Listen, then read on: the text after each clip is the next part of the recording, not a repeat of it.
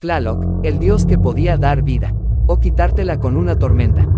Nunca fue solo lluvia, era poder, miedo y sacrificios. Y si Tlaloc no estaba contento, no había cosecha, ni futuro.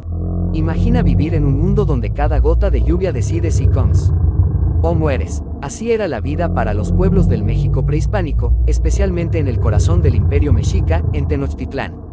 En este video vas a descubrir quién era realmente Tlaloc, por qué era uno de los dioses más temidos y respetados, y cómo su culto estaba lleno de rituales que hoy nos parecen extremos, pero que para ellos eran cuestión de supervivencia. Y hay algo más, una historia oscura que pocos cuentan sobre los sacrificios que se hacían en su nombre. ¿Quién era Tlaloc realmente?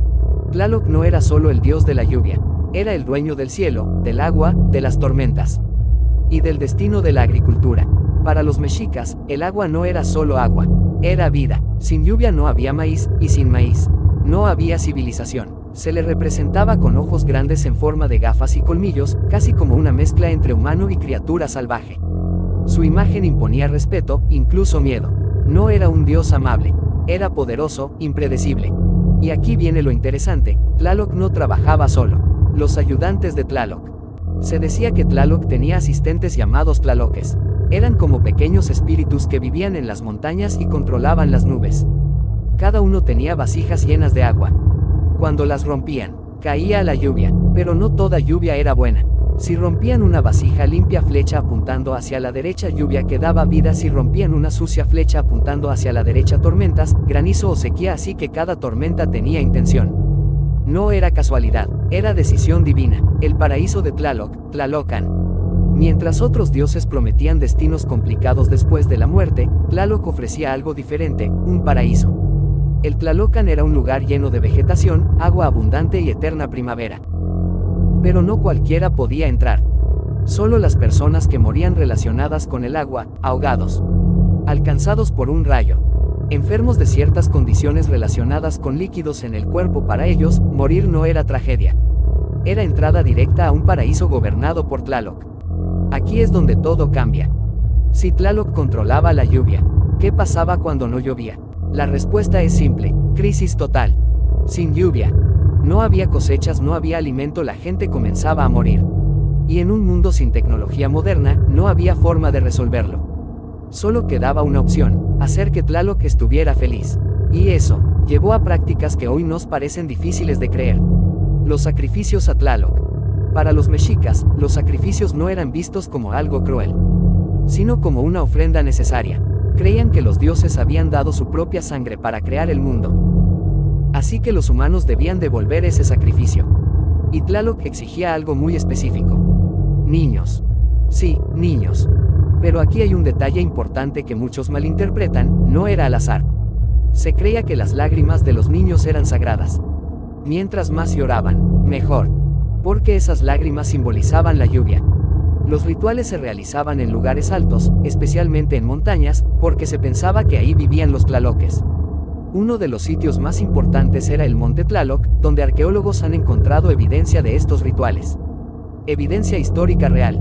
No es mito moderno, hay registros. El fraile Bernardino de Sahagún documentó en el siglo XVI muchos de estos rituales en su obra, Historia General de las Cosas de Nueva España. También se han encontrado restos arqueológicos en el Templo Mayor, donde se rendía culto tanto a Tlaloc como a Huitzilopochtli. Esto nos muestra algo clave, Tlaloc no era un dios secundario. Estaba al mismo nivel que los más importantes, Tlaloc y la agricultura.